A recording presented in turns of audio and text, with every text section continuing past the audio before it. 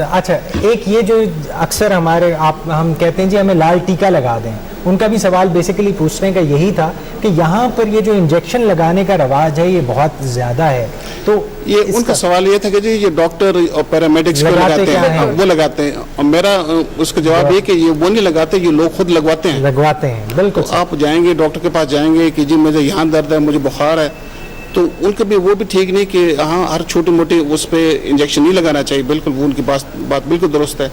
But 90% of the time یہ ہمارے گاؤں میں قصبوں میں جہاں پہ ایجوکیشن زیادہ نہیں ہے, تو لوگوں کی وہ ان کی سیٹسفیکشن نہیں ہوتی جب تک ان کی ٹیکہ نہیں لے گئے. اور جیسے آپ نے کہا کہ یہ لال ٹیکہ جس میں ملٹی وائٹامنز ہوتے ہیں, جب تک یہ ملٹی وائٹامن کے ٹیکہ ان کو نہ لگائیں وہ دے آر ٹوٹلی انسیٹسفائڈ, نہ وہ ٹھیک ہوں گے نہ ان کا درد ٹھیک ہوگا.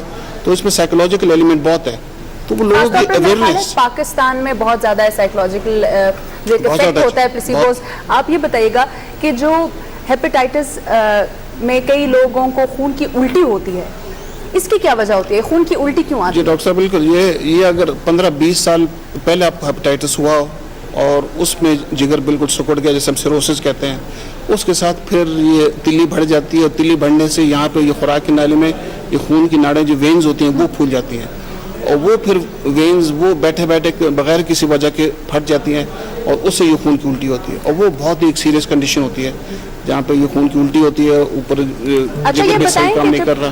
خون کی الٹی ہو جاتی ہے, اس کے بعد پیشنٹ کے بہتر ہونے کے جو چانسز ہوتے ہیں وہ کیا ہوتے ہیں؟ اچھا میں اسے ہی اگر اس سوال کو ایسے کر دوں کہ اکثر لوگ یہ سمجھتے ہیں کہ جی ہیماٹومیسس یعنی خون کی الٹی آ گئی تو now it's end of everything, جبکہ ناؤ اب تو جبکہ انڈوسکوپی ہے, آپ بینڈنگ کر دیتے ہیں, اس کے بارے میں بالکل یہ بہت سیریس کنڈیشن بالکل ہے جی, بالکل ہے کہ خون کی الٹی ہو جائے, خاص کر ان پیشنٹ میں جن کو سیروسس ہو, جن کا جگر سکڑا ہو ہیپیٹائٹس بی سی کی وجہ سے, بہت سیریس کنڈیشن ہے. بٹ یہ ہمارے پاس روٹین میں آتے ہیں اور ان کا 80-90% یہ بچ جاتے ہیں.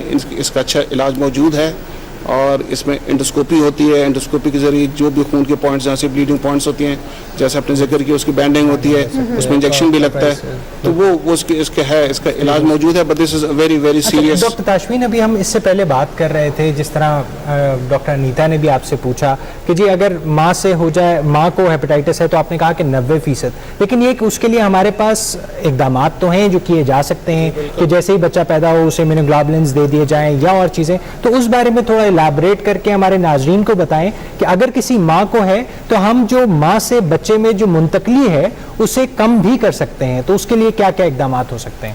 نہیں, ماں کو اگر ایک بار ہو جائے, ایک بار اس کو ہیپیٹائٹس ہے, ہیپیٹائٹس بی ہے, تو وہ تو ضرور, وہ تو 90% چانس یہی ہے. ہاں جی, لیکن بچے کے اندر ہم امیونوگلوبولن شروع میں دے سکتے ہیں, وہ جیسے میں نے کہا جی بالکل, وہ within 3 days, اور اس کی وجہ سے ہم اس بچے کو انفیکٹ ہونے کو ہم چانسز بہت کم ہو جاتے ہیں. بالکل جی, تو وہ میں شروع میں کہا تھا کہ وہ ڈاکٹرز کو, آپ کے جو گائنیکولوجسٹ ہوتے ہیں ان کو پتہ ہونا چاہیے. وہ خیر کنٹینیو بلڈ ٹیسٹ ہوتے ہیں, مگر وہ ڈاکٹرز کو پتہ ہونا چاہیے کہ یہ ماں از اے کیریئر آف ہیپیٹائٹس بی, اور پھر بچے کو اسی حساب سے اس کا میں آپ کو ایک بات بتاؤں ڈاکٹر تاشفین کے بارے میں. انہوں نے ریسنٹلی گورنمنٹ کو ایک تجویز دی ہے لیور ٹرانسپلانٹ کے حوالے سے, تو آپ ہمیں اس کے بارے میں بتائیں. جی بالکل, ہمارے ہاں جو اتنے یہ وائڈ اسپریڈ لیور ڈیزیز ہے, اور اس میں یہ لیور ڈیزیز یہ بی سی 15-20 سال کے بعد ایک بہت بڑا ان کا جو ہوتا ہے پرابلم ہوتا ہے وہ لیور کینسر کا ہوتا ہے, کہ اسی وجہ سے ہیپیٹائٹس بی اور سی دونوں میں جی بہت زیادہ چانسز ہیں, بالکل اسی میں بالکل. تو وہ لیور کینسر ہوتے ہیں, اور لیور کینسر اگر ارلی سٹیج میں ہو اور باقی جگر اتنا نقصان نہ ہو تو وہ پھر لیور ٹرانسپلانٹ کے لیے کینڈیڈیٹس ہوتے ہیں. لیور کینسر اگر نہ بھی ہو اور لیور اگر فیل ہو رہا ہو, لیور سکڑ ہو, سیروسس ہو گیا اور لیور سکڑ گیا, تو اس کو وہ بھی پھر کینڈیڈیٹس ہوتے ہیں لیور ٹرانسپلانٹ کے لیے. تو اسی کو مد نظر رکھتے ہوئے وی تھاٹ کہ یہ لیور ٹرانسپلانٹ اگر ہو, پاکستان میں بھی نہیں ہو رہا ہے, اور اس کے لیے لوگ باہر جاتے ہیں, باہر کے ملک میں جاتے ہیں, چین جاتے ہیں, فارس جاتے ہیں, چائنا. اچھا, اس وقت ہمارے ساتھ موجود ہے محمد اشرف ترین صاحب. السلام علیکم. کوئٹہ سے ہیں, یہ کافی دور سے کال آئی ہے ہمیں. السلام علیکم, کیسے ہیں آپ؟ اچھا یہ بتائیے گا آپ کا سوال اپنا بتائیے. میرا کوشچن, میں اول تو آپ کو اور ڈاکٹر صاحب کو سلام کہتا ہوں. وعلیکم السلام. اچھا, آپ اپنے ٹیلی ویژن کی آواز کم کر دیجئے تاکہ ہم آپ سے افیکٹولی بات کر سکیں. اچھا ٹھیک ہے جی. آپ کا سوال. میرا کوشچن ڈاکٹر صاحب سے یہ ہے کہ میری والدہ کو ہیپیٹائٹس سی آج سے 5 سال پہلے ہوئی ہے. ٹھیک ہے. तो उसमें यह है कि सोरियासिस डेवलप हो गए हुए और डॉक्टर ने अब जा के पेगासिस एक इंजेक्शन है जो कि 13,000 रुपये की एक इंजेक्शन है, जो कि काफी महंगे और महीने में 4 लगते हैं, जो मैं अफोर्ड नहीं कर सकता हूँ। तो मैंने ये पूछना था कि गवर्नमेंट इस हवाले से क्या इकदाम कर रही है। तो अगर बिलफर्ज बैतुलमाल वाले बता रहे हैं कि भाई हम 50 साल वाले तक दे सकते हैं, 50 साल से जो अब हो जाते हैं वो भले मरे जो भी हो। चले, बहुत शुक्रिया, बहुत शुक्रिया। अच्छा जी तरीन साहब, जी बिल्कुल तरीन साहब, इसका जवाब यही है कि पेगासिस हुकूमत दे रही है जी, ये इंजेक्शन लगते हैं बिल्कुल, और ये उस स्टेज पे लगते हैं जहाँ पे ये ऑर्डिनरी इंजेक्शन इंटरफ्रॉन फेल हो जाएं, वो 6 माह के लग जाएं, उससे क्योर ना हो तो फिर हम पेगासिस एडवाइस करते हैं।